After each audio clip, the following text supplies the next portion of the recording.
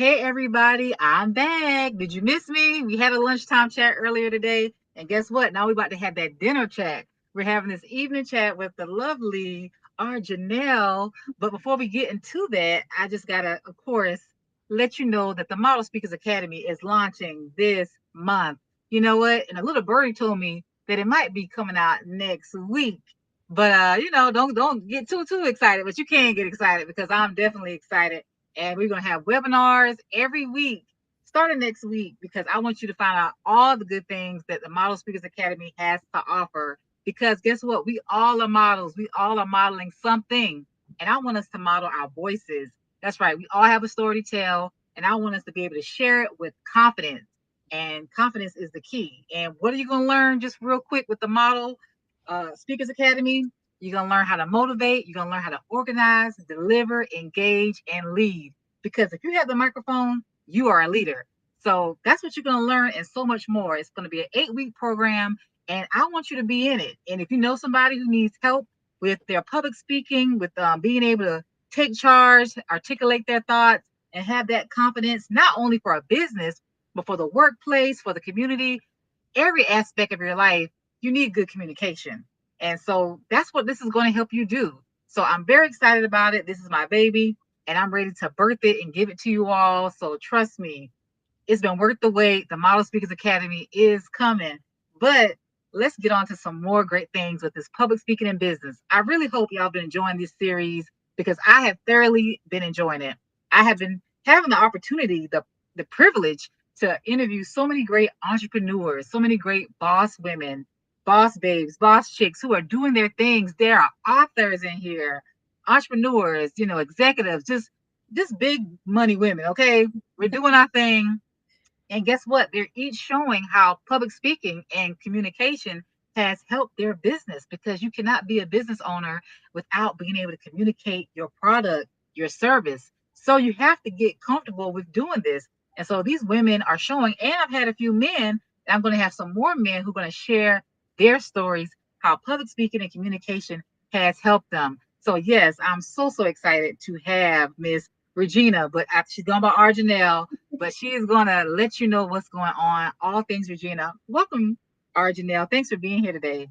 Thank you. Thank you for having me. I'm excited because this is just like emotional intelligence. It touches every single part of your life. So I'm really excited to be here. So I'm Arjanelle, and I'm the author of Leveraging Emotional Intelligence. And what I do is spark joy by helping people leverage the power of emotional intelligence, empowering them to be more effective leaders in both their professional and personal life, because you cannot effectively lead in your professional life if you're not first doing it in your personal life. So that's what I do.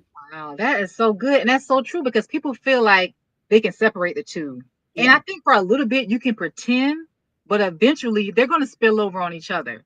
So you need to be emotionally healthy. And I think the pandemic really opened our eyes to just how many people were faking it, are Yeah. not really where they needed to be. And so we saw so many divorces, just so many things, crumbling because the pressure was on. When we got rid of everything shut down, people had to sit down and deal with themselves. Yeah. And sometimes that's hard to do, especially when you've been busy and you're working and you got time to be at the house and, keep yourself busy. But when you're quiet and still, and it's just you and your mind and your emotions and your mental health, that can be a lot to deal with. Yeah.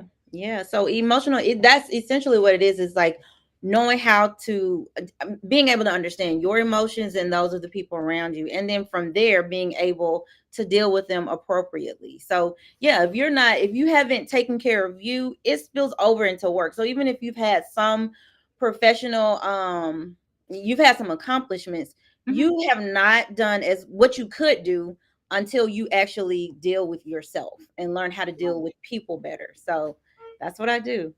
Yeah, that's awesome. And, I'm going to get started, but I really, really like talking about it because I feel like everything we do or even talk about is filtered through our emotions. It is. So how you perceive people's responses or how you interact with folks all deals with yourself. So if you're in a bad mood, you may take something that somebody said who meant nothing by it as them having an attitude with you or picking on you because you're self-conscious about something.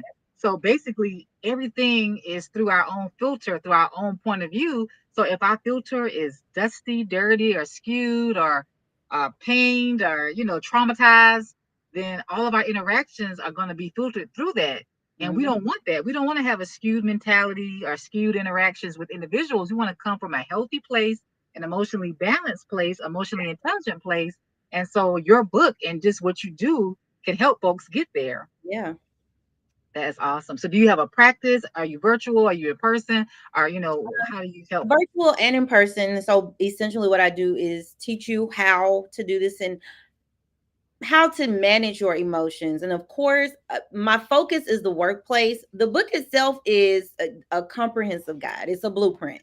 But I focus on being able to do this in the workplace. And of course, if I teach you those principles, you're going to automatically implement them in every area of your life. So it's going to help both areas or every area of life. Perfect. Awesome. Because like you said, it's all related. It's all connected. And the Yeah. common denominator in all our relationships is us. Yes. Right. So I bring myself to work. I bring myself home. I bring myself to the community.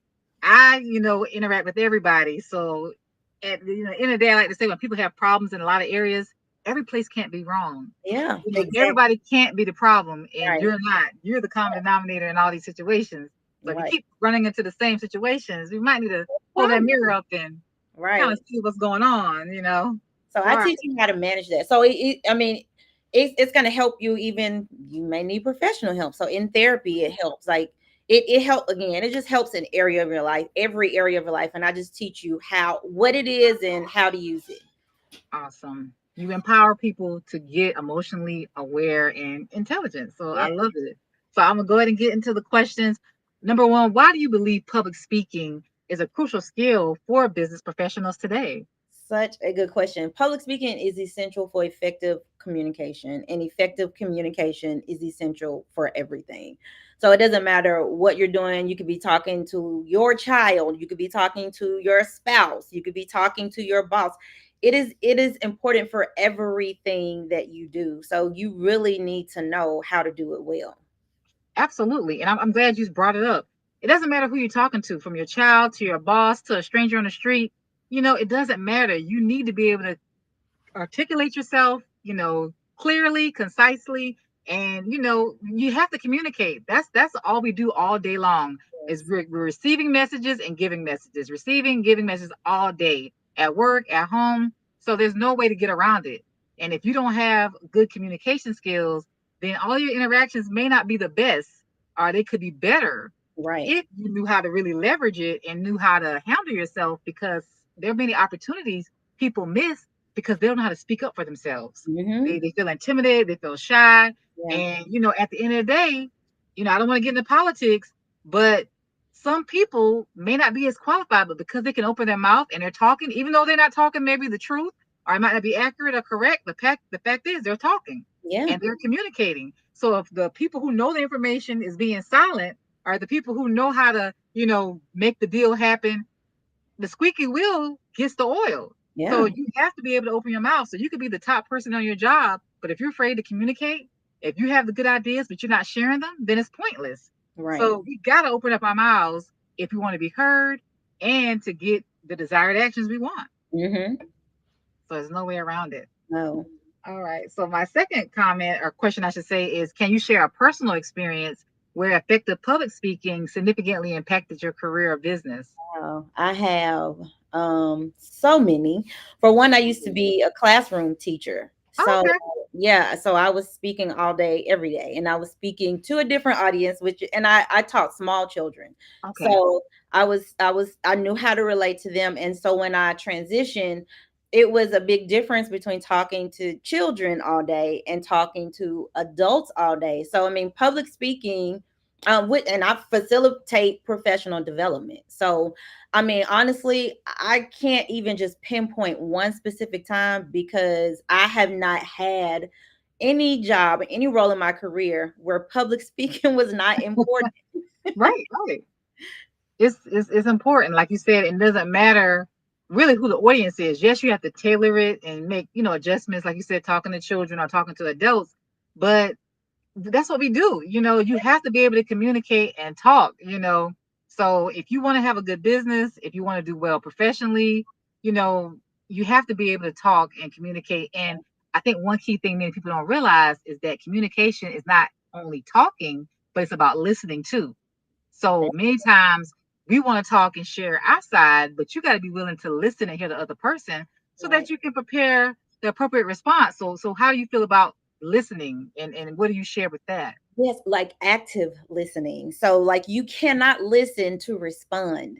And again, that goes through that what you were talking about earlier, this filter that you have and this perspective that you have. And if you're seeing it through this one particular lens, you're not going to be able to hear what the other person is saying. That actually too is a part of emotional intelligence. So actively listening and Mm, taking time to process what the other person is saying and then actually using empathy as mm, well to actually take what that person says and listen to it and say, okay, let me listen to this and then see things from your perspective. And wow. that wow, that does so much for communicating, for arguments, like all the things you cut down on all of that when you just use empathy and take time to see things from people's perspective. Yes, yes. And I'm glad you specified active listening, Yes. not listening to respond, but to actually hear the other person, hear their heart, hear what they're saying to you. And then I believe in mirroring it back. So you're Mhm. saying this made you feel this way, acknowledge what they're telling you, repeat it back. And then it's nothing wrong with apologizing or just accepting, like, I understand what you're saying. And like you said, that could diffuse so many situations if we actively listened and had empathy. Put that person's shoe on your foot, put yourself in their position and imagine how they would feel if whatever situation happened to them. And what I Right. think we also need to realize is that we're all dealing with stuff. We all have our own traumas and stressors, and we all are just trying to get by, trying to make it, and it may be varying levels, but we all are in this thing called life trying to do the best we can.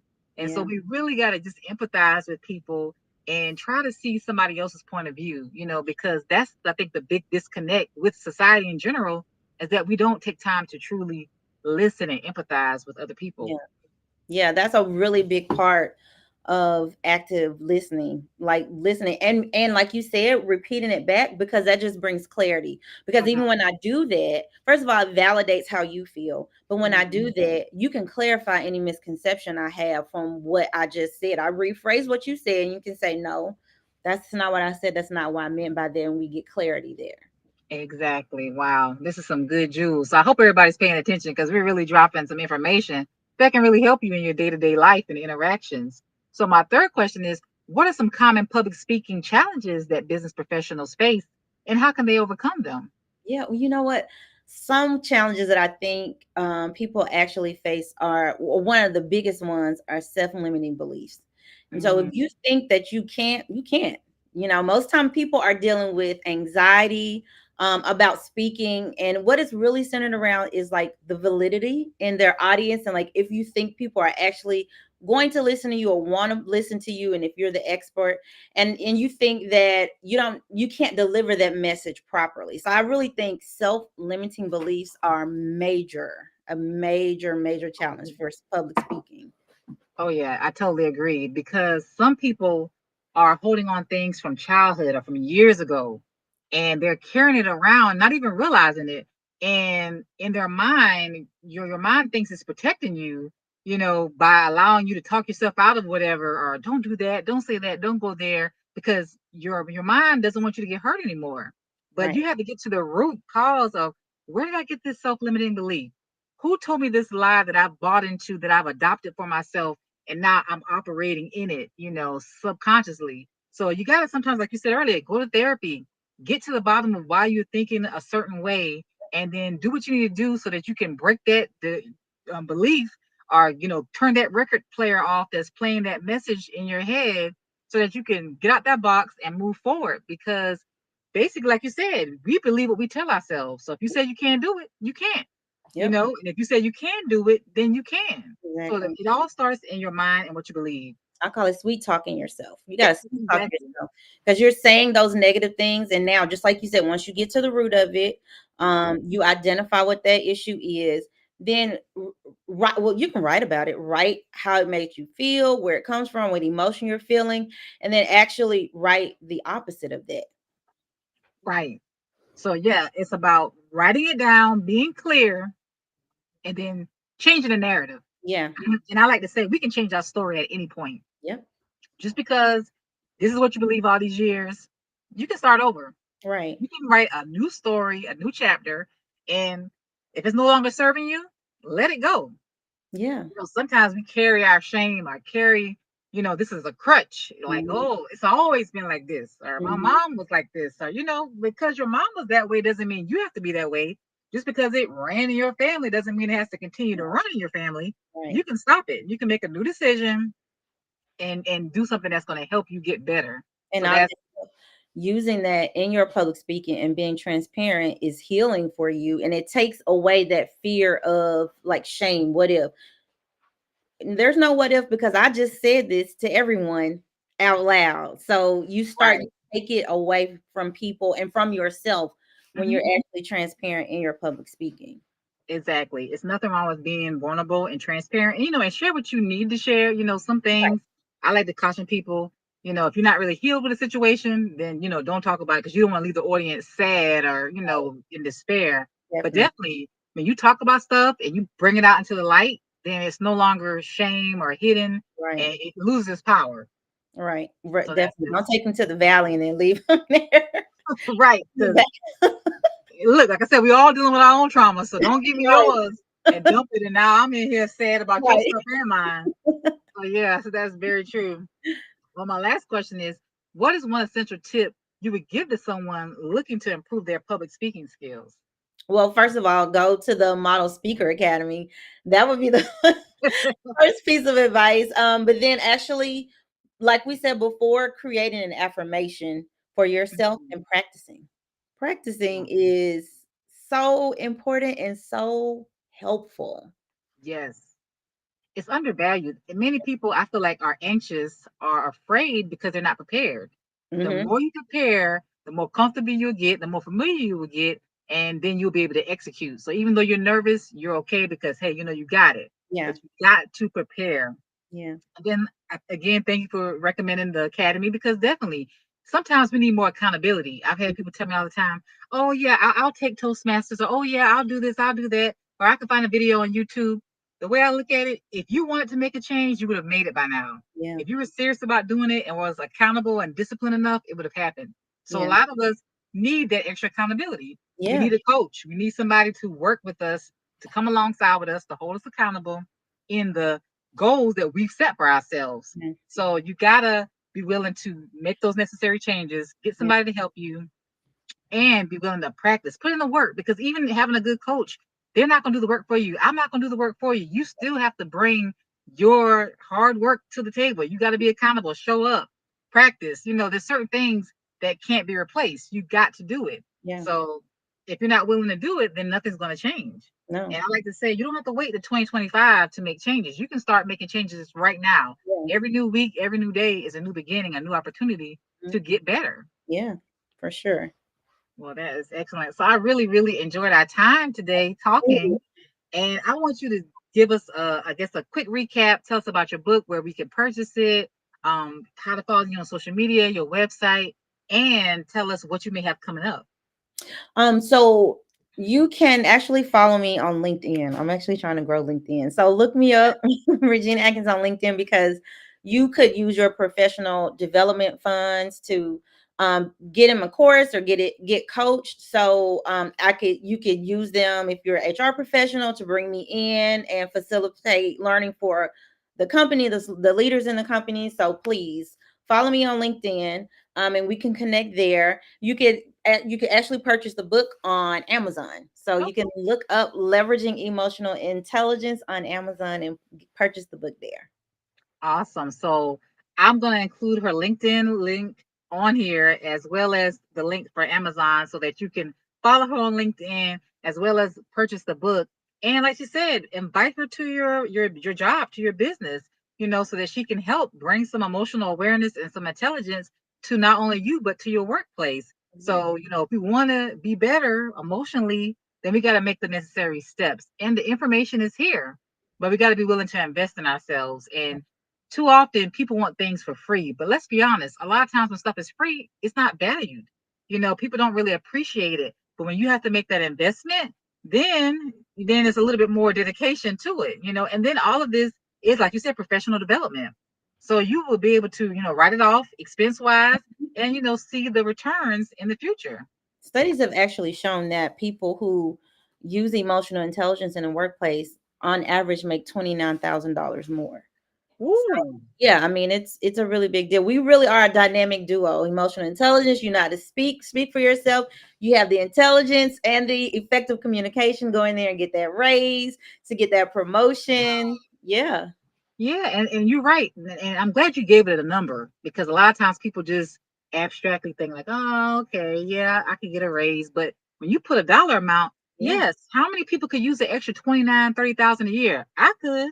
Right. So just by taking a course, just by buying a book, just by getting some information to help you, give you the tools so that your toolbox will have what you need so that you can go in and effectively advocate for yourself, that's huge. Hmm. That's worth the price right there. If Yeah. you were to take her course or get her book or even work with me in the Model Speakers Academy and you come out with a $30,000 raise in 2025, you would have gotten more than back a return of investment. Right. So we got to start thinking long term and think about what the effect of having 30,000 extra a year for the next 10 years or even maybe even more, because 30,000 could turn into more. Right. So Because you still have these skills. right. So we got to really be willing to do the work and invest in ourselves because we're holding ourselves back from the potential earnings that we could get, for our jobs, our businesses, all of that. So thank you so much for sharing that, Arjanelle. And I really, really hope everyone took away some key lessons and are ready to get some help to go to the next level. So I hope you enjoyed both of the conversations I had today with the public speaking and business. And tune in tomorrow because I will have another great chat coming up. And if you've missed any of the conversations, just keep scrolling down on my page. You will Right. find all of them because I've had tons of great conversations and I want to keep having more. So if you have a business and would love to come on and talk and share how public speaking or communication has helped you, then I'd love to have you on as well. So just send me a DM or email and we'll get that set up. So thank you again for coming on, Arjanelle. And everybody, let's get more emotionally intelligent and aware and speak up for ourselves. All right.